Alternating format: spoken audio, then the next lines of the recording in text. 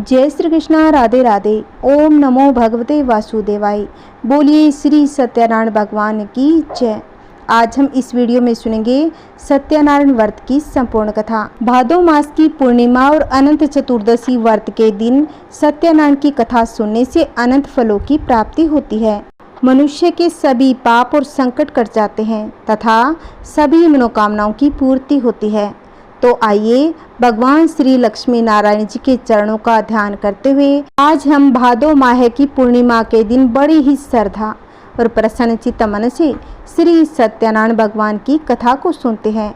किंतु एक बात का विशेष ध्यान रखिएगा, इस कथा को पूरा अवश्य सुनना, क्योंकि आधी अधूरी कथा को सुनने से पूर्ण फलों की प्राप्ति नहीं होती।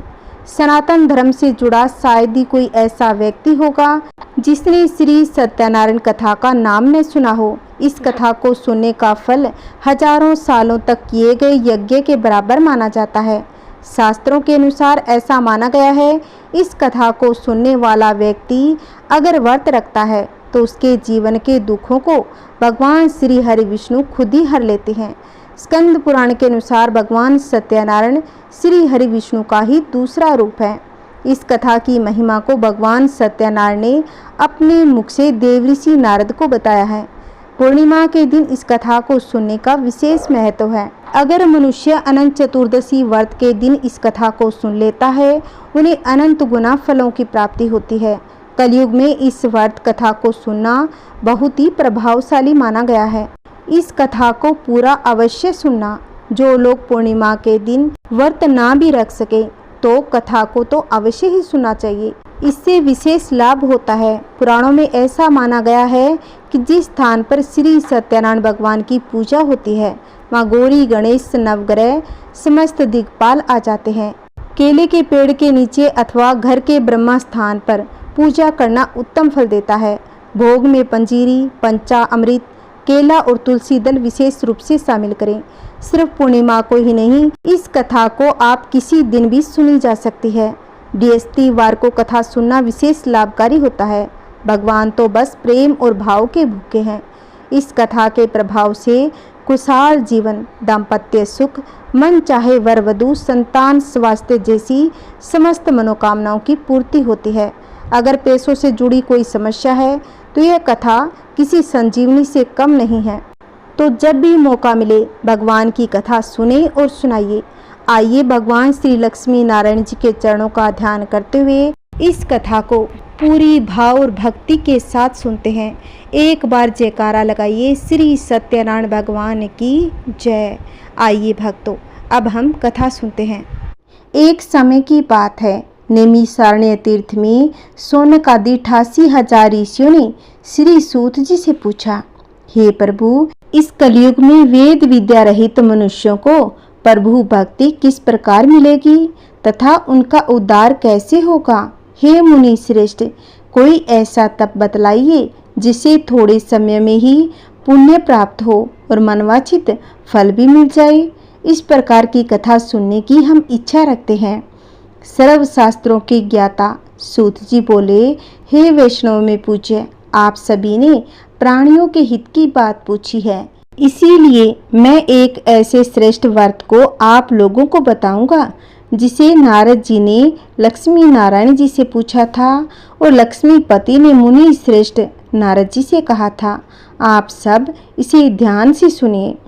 एक समय की बात है, योगी राज नारद जी दूसरों के हित की इच्छा के लिए अनेकों लोकों में घूमते हुए मृत्यु लोक में आ पहुँचे। यहाँ पर अनेक योनियों में जन्मे हुए प्राय सभी मनुष्यों को अपने कर्मों के द्वारा अनेक दुखों से पीड़ित देखकर मन में सोचा कि किस यत्न के करने से निश्चय ही इनके दुखों का नाश हो सकेगा।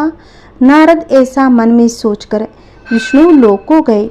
वहाँ श्वेत वर्ण और 4 भुजाओं वाले देवों के इस नारायण को, जिसके हाथों में शंख, चक्र, गदा और पद्म थे तथा वरमाला पहने हुए थे, देखकर स्तुति करने लगे। हे भगवान, आप अत्यंत शक्ति से संपन्न हैं। मन तथा वाणी भी आपको नहीं पा सकती। आपका आदि, मध्य और अंत नहीं है। निर्गुण स्वरूप सृष्टि के कारण भूत व भक्तों के दुखों को नष्ट करने वाले हो, आपको मेरा नमस्कार है। नारद जी से इस प्रकार की स्तुति सुनकर विष्णु भगवान बोले कि हे मुनि श्रेष्ठ, आपके मन में क्या है? आपका यहाँ किस काम के लिए आगमन हुआ है? निसंकोच कहो। तब नारद मुनि बोले, मृत्यु लोक में सब मनुष्य जो अनेक योनियों में पैदा हुए हैं, अपने कर्मों के द्वारा अनेक प्रकार के दुखों से दुखी हो रहे हैं। हे नाथ, मुझ पर दया रखते हो तो बतलाइए कि उन मनुष्यों के सब दुख थोड़े ही प्रयत्न से ही कैसे दूर हो सकते हैं। श्री भगवान जी बोले, हे नारद, मनुष्यों की भलाई के लिए तुमने बहुत ही अच्छी बात पूछी है। जिस व्रत के करने से मनुष्य मोह से छूट जाता है, मैं वह कहता हूँ, सुनो। बहुत पुण्य देने वाला, स्वर्ग तथा मनुष्य लोक दोनों में दुर्लभ एक उत्तम व्रत है। आज मैं प्रेमवश होकर तुमसे कहता हूँ। सत्यनारायण का यह व्रत अच्छी तरह विधि विधान पूर्वक करके मनुष्य जीवन पर्यंत यहाँ सुख भोगकर मरने पर मोक्ष को प्राप्त होता है। श्री भगवान के वचन सुनकर नारद मुनि बोले, उस व्रत का क्या फल है, क्या विधान है, किसने यह व्रत किया था और किस दिन यह व्रत करना चाहिए, विस्तार से बताइए। भगवान बोले, दुख शोक आदि को दूर करने वाला, धन धान्य को बढ़ाने वाला, सौभाग्य तथा संतान को देने वाला, यह व्रत सब स्थानों पर विजय करने वाला है। भक्ति और श्रद्धा के साथ किसी भी दिन मनुष्य श्री सत्यनारायण भगवान की शाम के समय ब्राह्मणों और बंधुओं बांधवों के साथ धर्मपरायण होकर पूजा करे। भक्ति भाव से नैवेद्य केले का फल, घी, दूध और गेहूं का चूर्ण सवाया ले।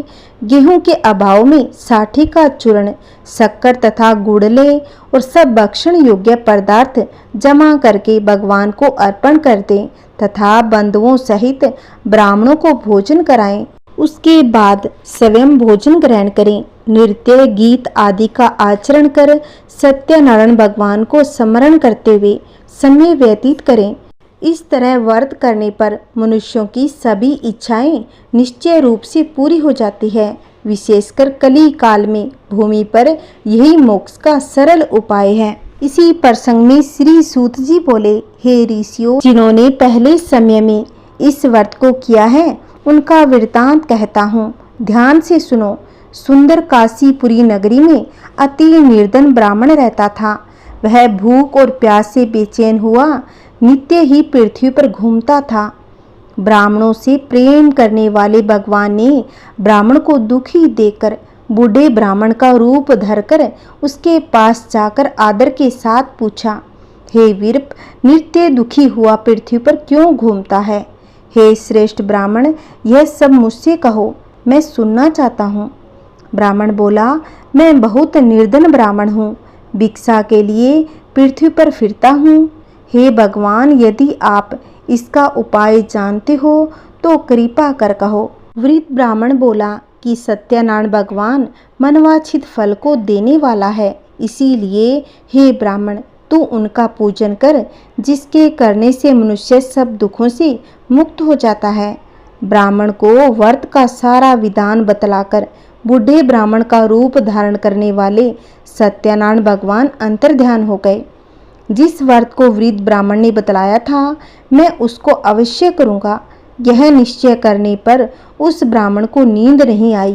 वह सुबह ही उठ सत्यनारायण के व्रत का निश्चय कर भिक्षा के लिए चला। उस दिन उसको भिक्षा में बहुत सा धन मिला, जिससे बंधु बांधवों के साथ उसने श्री सत्यनारायण का व्रत किया।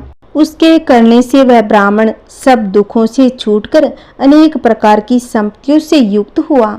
उस समय से वह ब्राह्मण हर मास व्रत करने लगा। इस तरह सत्यनारायण भगवान के व्रत को जो करेगा सब पापों से छूटकर मोक्ष को प्राप्त होगा। आगे जो पृथ्वी पर सत्यनारायण भगवान का व्रत करेगा वह मनुष्य सब दुखों से छूट जाएगा। इस तरह नारद जी ने सत्यनारायण का कहा हुआ यह व्रत तुमसे कहा। हे ब्राह्मण, अब मैं और क्या कहूँ?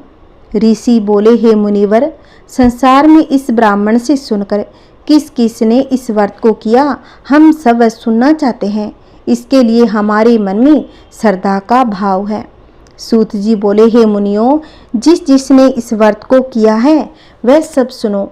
एक समय वह ब्राह्मण धन और ऐश्वर्य के अनुसार बंधु बांधवों के साथ व्रत करने को तैयार हो गया। उसी समय एक लकड़ी बेचने वाला बुढ़ा आदमी आया और बाहर लकड़ियों को रखकर ब्राह्मण के मकान में गया। प्यास से दुखी लकड़हारा उनको व्रत करते देखकर ब्राह्मण को नमस्कार करके पूछने लगा कि आप यह क्या कर रहे हैं और इसके करने से क्या फल मिलता है, कृपा करके मुझसे कहो। ब्राह्मण ने कहा, सब मनोकामनाओं को पूरा करने वाला यह सत्यनारायण भगवान का व्रत है। इसकी कृपा से मेरे यहाँ धन धान्य आदि की वृद्धि हुई है।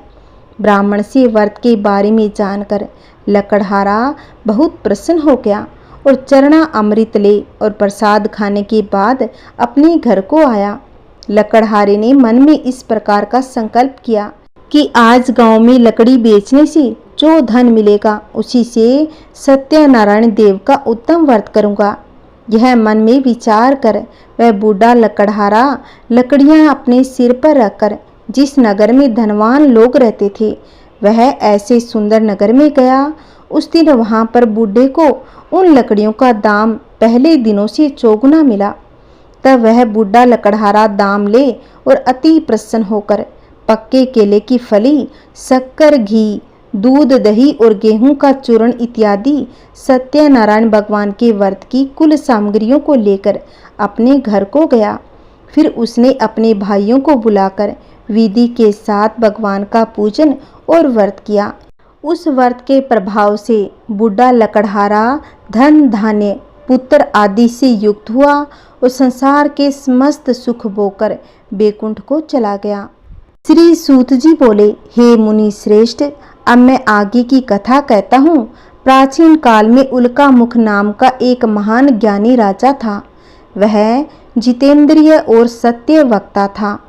प्रतिदिन मंदिरों में जाता तथा गरीबों को धन देकर उनके दुख दूर करता था। उसकी पत्नी कमल के समान सुंदर मुख वाली और सती साध्वी थी। एक दिन भद्रशिला नदी के तट पर वे दोनों विधि विधान सहित श्री सत्यनारायण भगवान का व्रत कर रहे थे।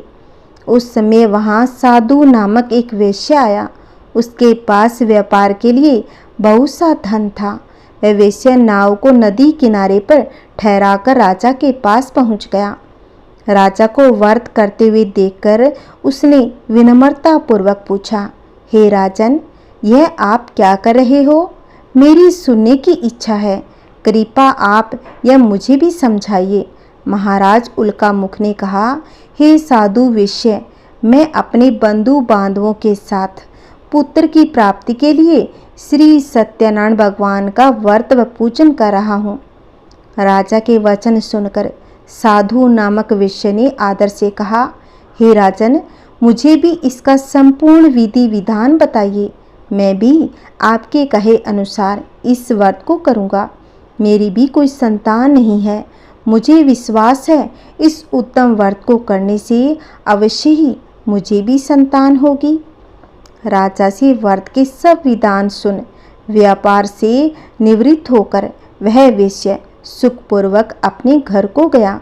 उसने अपनी पत्नी को संतान देने वाले उस व्रत के विषय में सुनाया और प्रण लिया। जब मेरी संतान होगी तब मैं इस व्रत को करूँगा। वेश्या ने यह वचन अपनी पत्नी लीलावती से भी कहे। एक दिन उसकी पत्नी लीलावती श्री सत्यनारायण भगवान की कृपा से गर्भवती हो गई। 10वें महीने में उसने एक अति सुंदर कन्या को जन्म दिया। दिनों दिन वह कन्या इस तरह बढ़ने लगी जैसे शुक्ल पक्ष का चंद्रमा बढ़ता है। कन्या का नाम उन्होंने कलावती रखा। तब लीलावती ने मीठे शब्दों में अपने पति को याद दिलाया कि आपने जो भगवान का व्रत करने का संकल्प लिया था, अब आप उसे पूरा कीजिए। साधु वेश्या ने कहा, हे प्रिय, मैं कलावती के विवाह पर इस व्रत को अवश्य ही करूँगा। इस प्रकार अपनी पत्नी को आश्वासन देकर वह व्यापार करने चला गया। कलावती पितृगृह में वृद्धि को प्राप्त हो गई। लौटने पर साधु ने जब नगर में सखियों के साथ अपनी पुत्री को खेलते हुए देखा तो उसे उसके विवाह की चिंता होने लगी। तब उसने एक दूत को बुलाकर कहा कि उसकी पुत्री के लिए कोई सुयोग्य वर देकर लाएं।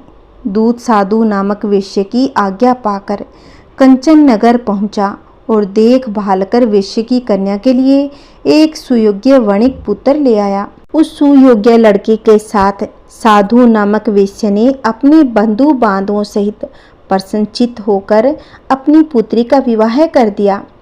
दुर्भाग्य से वह विवाह के समय भी सत्यनारायण भगवान का व्रत करना भूल गया। इस पर श्री सत्यनारायण भगवान अत्यंत क्रोधित हो गए। उन्होंने वेश्या को श्राप दिया कि तुझे दारुण दुख प्राप्त होगा। और फिर अपने कार्य में कुशल वह वेश्या अपने दामाद सहित नाव का बेड़ा लेकर व्यापार करने के लिए सागर के समीप स्थित रत्नासारपुर नगर में गया। रत्नासारपुर पर चंद्रकेतु नामक राजा का राज्य था। दोनों ससुर जमाई चंद्रकेतु राजा के उस नगर में व्यापार करने लगे। एक दिन भगवान सत्यनारायण की माया से प्रेरित एक चोर राजा चंद्रकेतु का धन चुराकर भाग रहा था। राजा के दूतों को अपने पीछे तेजी से आते देखकर चोर ने घबराकर राजा के धन को वेश्या की नाव में चुपचाप रख दिया, जहां वे ससुर जमाई ठहरे हुए थे, और भाग गया। जब दूतों ने उस वेश्या के पास राजा के धन को रखा देखा तो उन्होंने उन ससुर दामाद को ही चोर समझ लिया। वे उन ससुर दामाद को दोनों को बांध कर ले गए और राजा के समीप जाकर बोले, आपका धन चुराने वाले को हम दोनों चोरों को पकड़कर लाए हैं, देखकर आज्ञा दें। तब राजा ने बिना उस वेश्या की बात सुने उन्हें कारागार में डलवाने की आज्ञा दे दी। इस प्रकार राजा की आज्ञा से उनको कारावास में डाल दिया गया तथा उनका सारा धन भी छीन लिया गया। श्री सत्यनारायण भगवान के श्राप के कारण उस वेश्या की पत्नी लीलावती व उसकी पुत्री कलावती भी घर पर बहुत दुखी रहने लगी। उनका सारा धन चोर चुरा ले गए। मानसिक व शारीरिक पीड़ा तथा भूख प्यास से अति दुखी हो भोजन की आस में कलावती एक ब्राह्मण के घर गई। उसने ब्राह्मण को श्री सत्यनारायण भगवान का व्रत विधि पूर्वक करते हुए देखा। उसने कथा सुनी तथा श्रद्धा पूर्वक प्रसाद ग्रहण कर रात को घर आ गई। माता ने कलावती से पूछा, हे पुत्री, तू अब तक कहाँ रही? मैं तेरे लिए बहुत चिंतित थी। माता के शब्द सुन कलावती बोली, हे माता, मैंने एक ब्राह्मण के घर श्री सत्यनारायण भगवान का व्रत होते देखा और मेरी भी उस उत्तम व्रत को करने की इच्छा है। माता ने कन्या के वचन सुनकर सत्यनारायण भगवान के पूजन की तैयारी शुरू कर दी।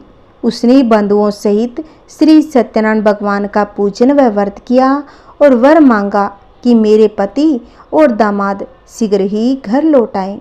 साथ ही विनती की कि हे प्रभु, अगर हमसे कोई भूल हो गई हो तो हम सबका अपराध क्षमा करो। श्री सत्यनारायण भगवान इस व्रत से प्रसन्न हो गए। उन्होंने राजा चंद्रकेतु को स्वप्न में दर्शन देकर कहा, हे राजन, जिन दोनों वेश्यों को तुमने बंदी बना रखा है वे दोनों निर्दोष हैं, उन्हें प्रातः ही छोड़ दो। उनका सब धन जो तुमने लिया है उन्हें लौटा दो, अन्यथा मैं तुम्हारा राज्य, धन, पुत्र आदि सब नष्ट कर दूंगा। राजा से ऐसे वचन कहकर भगवान अंतर्ध्यान हो गए और फिर प्रातःकाल राजा चंद्रकेतु ने दरबार में सबको अपना स्वप्न सुनाया और सैनिकों को आज्ञा दी कि दोनों वेश्यों को कैद से मुक्त कर दरबार में ले आएं। दोनों ने आते ही राजा को प्रणाम किया। राजा ने कोमल वचनों से कहा, हे महानुभाव, तुम्हें अज्ञानतावश ऐसा कठिन दुख प्राप्त हुआ है, अब तुम्हें कोई भय नहीं, तुम मुक्त हो जाओ। इसके बाद राजा ने उनको नए नए वस्त्र आभूषण पहनाए तथा उनका जितना धन लिया था उससे दुगना लौटाकर आदर से विदा कर दिया। दोनों वेश्या अपने घर को चल दिए। सूत जी ने आगे कहा, वेश्या ने यात्रा आरंभ की और अपने नगर को चला। उनके थोड़ी दूर आगे बढ़ने पर दंडी वेशधारी श्री सत्यनारायण भगवान ने उसकी परीक्षा लेने हेतु उससे पूछा, हे वैश्य, तेरी नाव में क्या है? अभिमानी वणिक हंसता हुआ बोला, हे दंडी, आप क्यों पूछते हो? क्या धन लेने की कामना है? मेरी नाव में तो बेल के पत्ते भरे हैं। वैश्य के ऐसे वचन सुनकर दंडी वेशधारी श्री सत्यनारायण भगवान बोले, तुम्हारा वचन सत्य हो। ऐसा कहकर वे वहाँ से चले गए और कुछ दूर जाकर समुद्र के तट पर बैठ गए। दंडी महाराज के जाने के बाद वैश्य ने नित्य क्रिया से निवृत्त होने के बाद नाव को ऊंची उठी देखकर अचंभा किया तथा नाव में बेल पत्ते आदि देखकर मूर्छित तो जमीन पर गिर पड़ा। मूर्छा खुलने पर अति शोक करने लगा।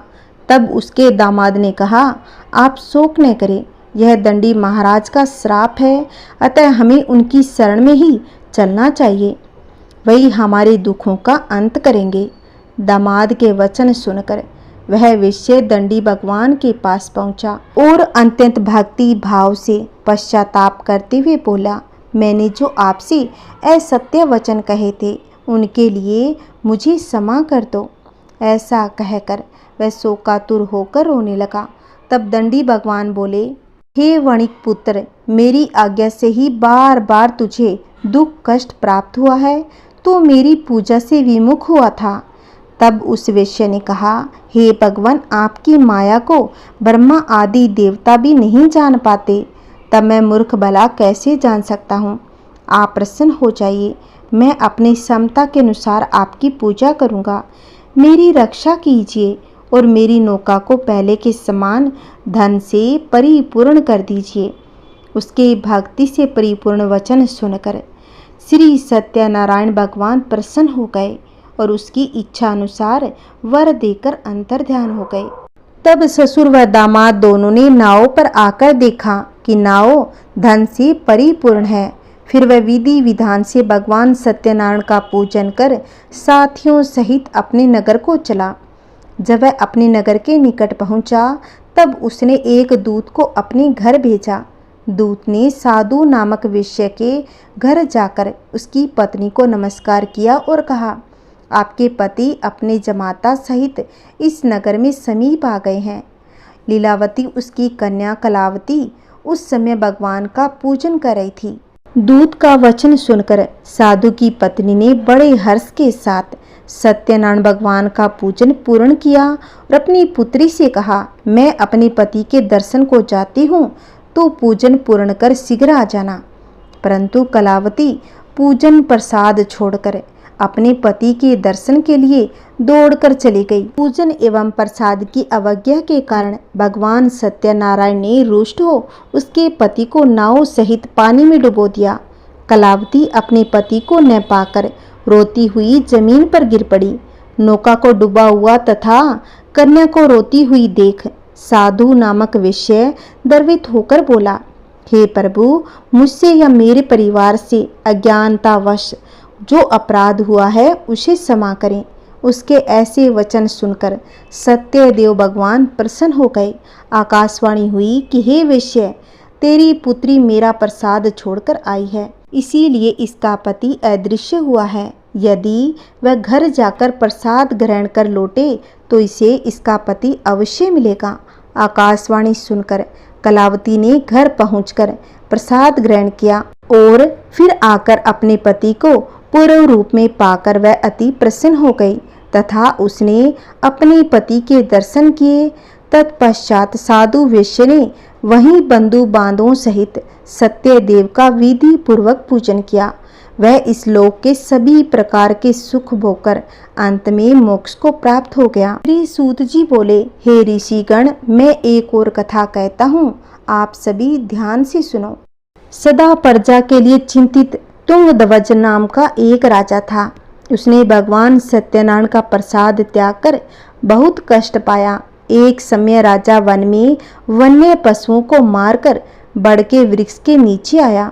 वहां उसने ग्वालों को भक्ति भाव से बंधु बांधवों सहित श्री सत्यनारायण जी का पूजन करते देखा। परंतु राजा देखकर भी अभिमान के कारण न तो वहां गया, न ही सत्यदेव भगवान को नमस्कार किया। पूजन के बाद सभी गोपगण भगवान का प्रसाद राजा के समीप रखकर वहां से लौट आए और इच्छा अनुसार उन सभी ने भगवान का प्रसाद ग्रहण किया। इधर राजा को प्रसाद का परित्याग करने से बहुत दुख हुआ। उसका संपूर्ण धन धान्य एवं सभी 100 पुत्र नष्ट हो गए। राजा ने मन में यह निश्चय किया कि अवश्य ही भगवान सत्यनारायण ने हमारा नाश कर दिया है, इसीलिए मुझे वहां जाना चाहिए जहां श्री सत्यनारायण का पूजन हो रहा था। ऐसा मन में निश्चय करके वह राजा गोपगणों के समीप गया और उसने गोपगणों के साथ भक्ति श्रद्धा से युक्त होकर विधि पूर्वक भगवान सत्यदेव की पूजा की। भगवान सत्यदेव की कृपा से वह पुण्य धन और पुत्रों से संपन्न हो गया तथा इस लोक में सभी सुखों का उपभोग कर अंत में सत्यपुर बैकुंठ लोक को प्राप्त हो गया। श्री सूत जी कहते हैं, जो व्यक्ति इस परम दुर्लभ श्री सत्यनारायण के व्रत को करता है और पुण्यमयी तथा फल प्रदायिनी भगवान की कथा को भक्ति युक्त होकर सुनता है, उसे भगवान सत्यनारायण की कृपा से धन धान्य आदि की प्राप्ति होती है। दरिद्र धनवान हो जाता है, बंधन में पड़ा हुआ बंधन से मुक्त हो जाता है, डरा हुआ व्यक्ति भय से मुक्त हो जाता है। यह सत्य बात है, इसमें संदेह नहीं। इस लोक में वह सभी इच्छित फलों का भोग प्राप्त करके अंत में सत्यपुर बैकुंठ लोक को प्राप्त होता है। श्री सूत जी बोले, हे ब्राह्मणों, इस प्रकार मैंने आप लोगों से भगवान सत्यनारायण के व्रत को कहा, जिसे करके मनुष्य सभी दुखों से मुक्त हो जाता है। कलयुग में तो भगवान सत्यदेव की पूजा विशेष फल प्रदान करने वाली है। भगवान विष्णु को ही कुछ लोग काल, कुछ लोग सत्य, इस देव को कोई सत्यनारायण कहते हैं। ये अनेक रूप धारण करते हैं, ये सभी मनोरथों को पूर्ण करते हैं।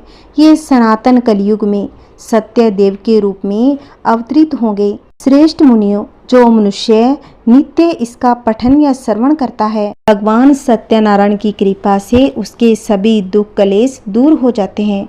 बोलिए श्री सत्यनारायण भगवान की जय। आइए भक्तों, अब हम सुनेंगे श्री सत्यनारायण भगवान की आरती। जय लक्ष्मी रमणा स्वामी, जय लक्ष्मी रमणा, सत्यनारायण स्वामी, सत्यनारायण स्वामी, जनिपातक हरणा, जय लक्ष्मी रमणा। रतन जड़ित सिंहासन, अद्भुत छवि राजे, स्वामी अद्भुत छवि राजे। नारद करत निरंजन, नारद करत निरंजन, घंटावन बाजे, जय लक्ष्मी रमणा। परकट भय कलि कारण, द्विज को दर्श दियो, प्रभु द्विज को दर्श दियो। बूढ़ो ब्राह्मण बन करे, बूढ़ो ब्राह्मण बन करे, कंचन महल कियो, जय लक्ष्मी रमणा। दुर्बल भील कठारो, जिन पर कृपा करी, प्रभु जिन पर कृपा करी। चंद्रचूड़ एक राजा, इनकी विपत्ति हरी, जय लक्ष्मी रमणा। वेश्य मनोरथ पायो, श्रद्धा तज दिन ही, प्रभु श्रद्धा तज दिन ही। सो फल भोग्यो प्रभु जी, सो फल भोग्यो प्रभु जी, फिर स्तुति कीनी, जय लक्ष्मी रमणा। भाव भक्ति के कारण छिन छिन रूप धर्यो, प्रभु छिन छिन रूप धर्यो। श्रद्धा धारण किन्ही, श्रद्धा धारण किन्ही, तिनको काज सरो, जय जय लक्ष्मी रमणा। ग्वाल बाल संग राजा। वन में भक्ति करी प्रभु, वन में भक्ति करी, मन वांछित फल दीनो, मन वांछित फल दीनो, दीन दयालु हरि। जय लक्ष्मी रमणा। चढ़त प्रसाद सेवायो, कदली फल मेवा प्रभु, कदली फल मेवा। धूप दीप तुलसी से, धूप दीप तुलसी से, राजी सत्य देवा। जय जय लक्ष्मी रमणा। सत्यनारायण की आरती जो कोई नर गावे प्रभु, जो कोई नर गावे, तन मन सुख संपत्ति, तन मन सुख संपत्ति, मन वांछित फल पावे। जय जय लक्ष्मी रमणा, जय जय लक्ष्मी रमणा। सत्यनारायण स्वामी जन पातक हरिणा। जय जय लक्ष्मी रमणा, जय जय लक्ष्मी रमणा। बोलिए श्री सत्यनारायण भगवान की जय। अगर आपको मेरी ये सत्यनारायण भगवान की कथा आरती अच्छी लगी है, प्लीज़ इस वीडियो को ज़्यादा से ज़्यादा शेयर करें, लाइक करें और कमेंट में श्री सत्यनारायण भगवान की जय अवश्य बोलना। अगर आपने अभी तक मेरे चैनल को सब्सक्राइब नहीं किया है तो प्लीज़ मेरे चैनल को सब्सक्राइब कर लो, जिससे आपको आने वाली वीडियो की नोटिफिकेशन मिलती रहेगी। बोलिए श्री सत्यनारायण भगवान की जय।